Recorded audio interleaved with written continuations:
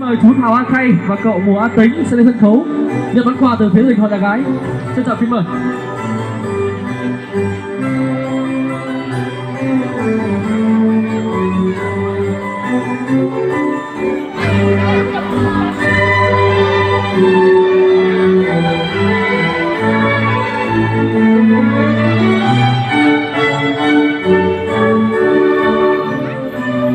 Trân trọng kính mời chú Mùa A Vang và em Thảo Thị Hoa lên sân khấu nhận món quà từ phía gia đình họ nhà gái.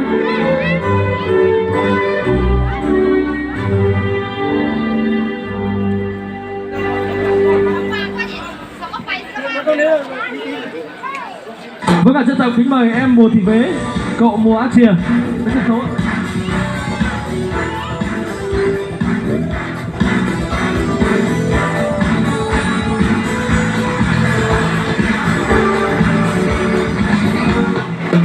Đây là những món quà hết sức ấm áp và hết sức ý nghĩa dành tặng cho phía gia đình và nhà trai.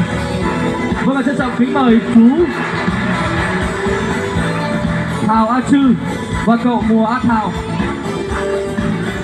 Xin trọng kính mời cậu và chú lên sân khấu để nhận món quà từ phía gia đình và nhà gái.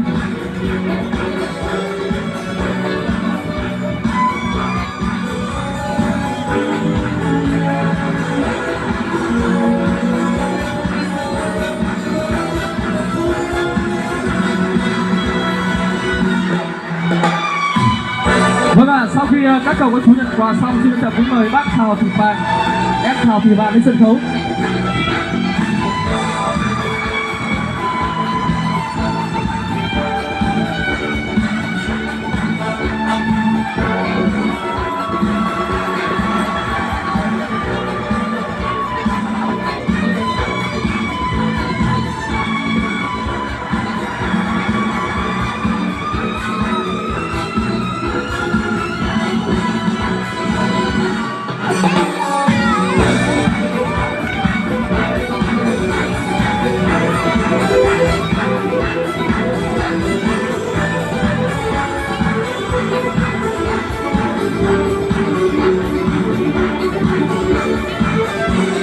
Vâng, xin chào kính mời bác Thảo Thị Vàng, em Thảo Thị Vàng sẽ lên sân khấu để nhận những món quà từ phía gia đình và nhà gái.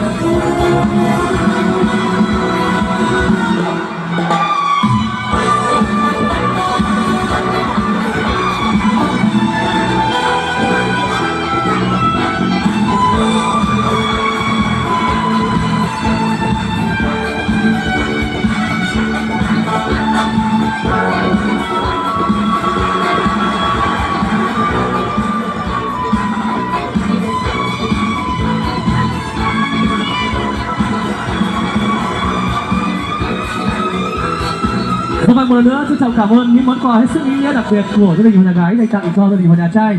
Kính thưa quý vị, và để minh chứng cho sự ngọt ngào thăng hoa của tình yêu, ngay thôi trân trọng kính mời quý vị chúng ta cùng hướng mắt lên sân khấu để thực hiện một nghi lễ hết sức đặc biệt. Trân trọng kính mời cô dâu chú rể cùng tiến ra phía bàn cắt bánh, tay trong cây cắt miếng bánh để thể hiện cho sự ngọt ngào thăng hoa của tình yêu. Trân trọng kính mời.